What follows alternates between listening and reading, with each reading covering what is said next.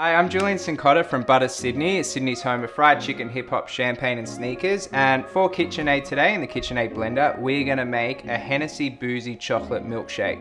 We're gonna use Hennessy, dark cocoa powder, some fluff that we've made in our KitchenAid stand mixer, some vanilla ice cream, milk, a pinch of salt, salted chocolate, absolutely amazing.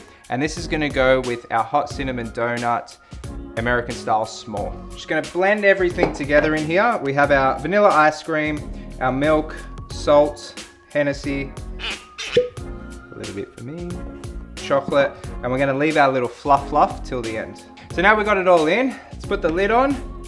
We're gonna blend it on high till it's all incorporated.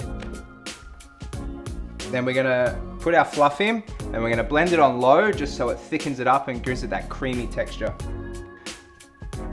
Get our boozy chocolate milkshake, fill up our glass.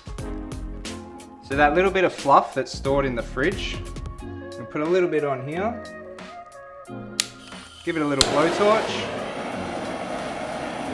You know what? Add a little bit of your crumb. Boom. So here's my boozy chocolate milkshake. Pairs great with my hot cinnamon donut American small.